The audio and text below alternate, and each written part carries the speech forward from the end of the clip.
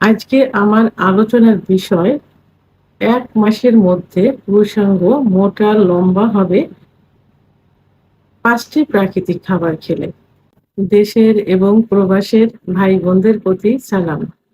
আসসালামু আলাইকুম। আমি প্রভাষক ডাক্তার রিক্তা পারভীন, হোমিওপ্যাথি এবং আয়ুর্বেদিক চিকিৎসক। অনেকে ওষুধের প্রতি অ্যা আস্থাটা হারিয়ে ফেলে। কারণ অ্যা যৌন অক্ষমতার যে পুরুষের মেন যে হরমোন টেস্টোস্টেরন হরমোন কমে গেলে হয়, এই ধারণাটা অনেকের নেই। অর্থাৎ অনেকে বোঝে না।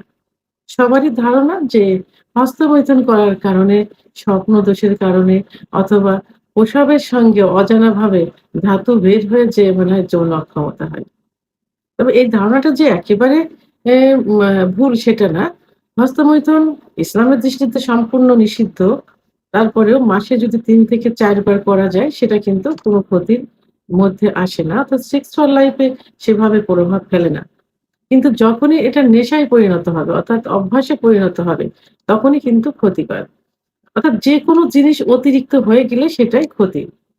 তো সেক্ষেত্রে দেখা যায় অতিরিক্ত হস্তমৈথুন, অতিরিক্ত বিছানায় ঘর্ষণ, অতিরিক্ত আ স্বপ্নদোষ, অতিরিক্ত যৌন মিলন ইত্যাদির কারণে কিন্তু যৌন অক্ষমতা আসে। তো এখানে পুরুষের লিঙ্গ নিয়ে যে আলোচনা করব সেটা হলো যে পুরুষের লিঙ্গ সাধারণত বড় হয় কখন? পুরুষের যৌবন শুরু হয় ১২ থেকে ১৩ বছর বয়সে। অর্থাৎ ১৩ থেকে ১৪ এরকমের মধ্যে। ১৪ থেকে ১৮ বছর বয়স পর্যন্ত লিঙ্গ বড় হয়। আর ১৮ থেকে ২৫ বছর বয়স পর্যন্ত লিঙ্গ মোটা হয়। তো এই সময়ের মধ্যে চলে লিঙ্গের উপরে বিভিন্ন অত্যাচার। অর্থাৎ যৌন যে অত্যাচারগুলো হয় এর উপর দিয়ে চলে। কারণ পুরুষের আ অল্প বয়সে যখন তাদের বীর্য তৈরি হয়নি, ঠিক সঙ্গদোষে হোক, বন্ধু-বান্ধবের সঙ্গে অর্থাৎ বাড়ির কাজের ছেলে, বাসায় যে পড়ায় একজন টিচার থাকে, পার্মানেন্ট যে টিচার অথবা সমবয়সী কারো যে কেউ থাকলে উম তো তাদের সঙ্গে মিশে তাদের কাছ থেকে যে যৌবনের শুরু হওয়ার আগে এক ধরনের লালা পানির মতো আসে। এখন লিঙ্গেতে হাত দিলে পানিটার সাথে একটু সুখ অনুভব হয়। এই সঙ্গদোষ এইগুলো তারা বুঝতে পারে। তখন থেকেই তাদের অভ্যাস হয়ে যায় হস্তমৈথুনের এবং খুব বেশি পরিমাণে হয়ে থাকে। আবার বিছনায় ঘর্ষণ দিয়ে বীর্যপাত করলে লিঙ্গের গোড়ায় অসংখ্য শিরা থাকে। সেই শিরাগুলো কি হয়? লুজ হয়ে যায় অনেক সময় আ দেখে চিড়েও যেতে পারে। কারণ ঘর্ষণের কারণে লিঙ্গের মাথাটা বালিশ, কোল বালিশে পড়ে। কিন্তু প্রেশার আসে কিন্তু লিঙ্গের গোড়ায়। যেমন একটা গাছে পেলা দিলে পড়ে যাচ্ছে গাছটা পেলা দিচ্ছে। তো ওই যে গাছের যেখানে পেলা দেওয়া ওখানে কিন্তু কিছু হবে না। যেখানে গুড়া থাকে, যে গুড়ার উপরে ভর দেওয়া থাকে সেখানের মাটি কিন্তু সরে যায়।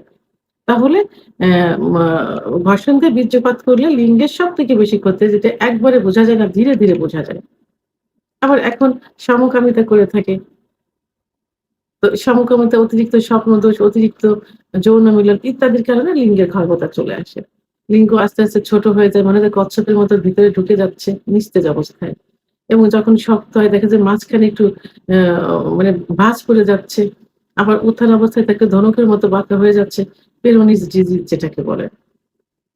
আবার আগামোটা, গোড়া চিকন ইত্যাদি। তো এগুলো যখন হয় তখন এরা বিভিন্ন ওষুধ খেতে থাকে গোপনে, গোপনে। অনেকে বিয়েও করতে চায় না, বিয়ে করেও না। তো এই যে পথে ঘাটে পাশে বসে থাকা যে কবিরাজ, হেকিমদের কাছ থেকে তৈরি করা হালুয়া, আ আ বিভিন্ন অন টাইম ট্যাবলেট, ক্যাপসুল, বিকল্প ধারা বিভিন্ন চিকিৎসা নিয়ে এগুলো বেশি ক্ষতি হয়ে যায়। তখন এর প্রতি তাদের একটা আস্থা, সে আস্থাটা হারিয়ে ফেলে। তখন তারা ন্যাচারাল কিছু খাবার খেতে চায়। ন্যাচারাল কিছু মেসেজ খুঁজতে থাকে। তো সেই ন্যাচারাল অ খাবারের মধ্যে সাধারণত দুধ, ডিম, খেজুর, কাজু বাদাম, মধু, অর্গানিক নারকেল তেল ইত্যাদি খাবারগুলো অহ অহরহ খেয়ে থাকে এবং খেতে থাকে এভাবে। তো এগুলো শুক্রাণু তৈরির জন্য অর্থাৎ বৃদ্ধির জন্য, শুক্রাণু গাঢ় করার জন্য, যৌন অক্ষমতা দূর করার জন্য ভালো ভূমিকা পালন করে থাকে। এগুলোর পাশাপাশি আমি আজকে ৪ থেকে ৫ টি ন্যাচারাল কিছু খাবার বলব, যে খাবারগুলো সেবন করলে লিঙ্গ খুব অল্প দিনের মধ্যেই ৩ সপ্তাহ ১ মাসের মধ্যে আ ডেভেলপ হয়ে যায়। অর্থাৎ মোটা হবে, লম্বা হবে, শক্ত হবে। তার মধ্যে একটা পরিচিত ও যে এটা আসলে খাবার হিসাবে ধরা হয় না। এটা অনেকে জানেও না যে এটা খাবার। তো সেটা হলো ১ নম্বর ঝিনুক। আমরা ঝিনুক দেখে থাকি যে পুকুরে আ আ আশেপাশে কিন্তু ঝিনুক অনেক হয়ে থাকে। আবার এখন ঝিনুকের চাষও কিন্তু করে থাকে। তো এই ঝিনুকে পর্যাপ্ত পরিমাণ জিঙ্ক থাকে।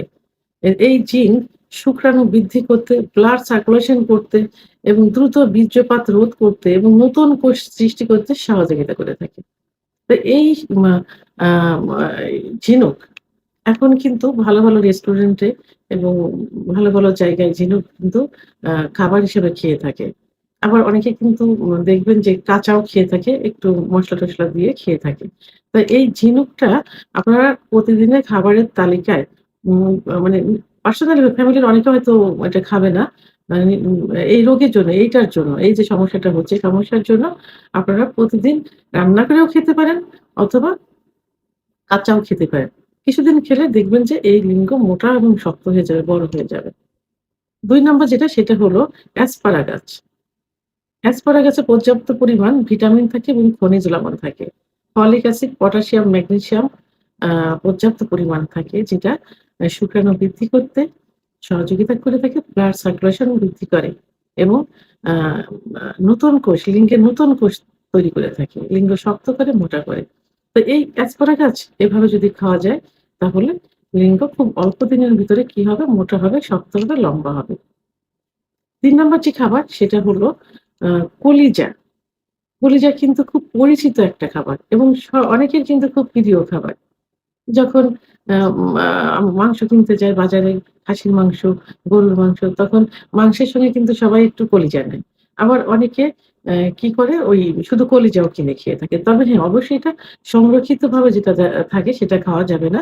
এটাতে ক্ষতির পরিমাণ কিন্তু বেশি হবে। কারণ আ বিভিন্ন আ নতুন, নতুন বিভিন্ন রোগও তৈরি করবে।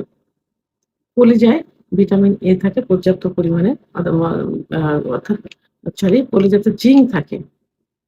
আর এই কলিজাতে কিন্তু ব্লাডটা তৈরি হয় কিন্তু।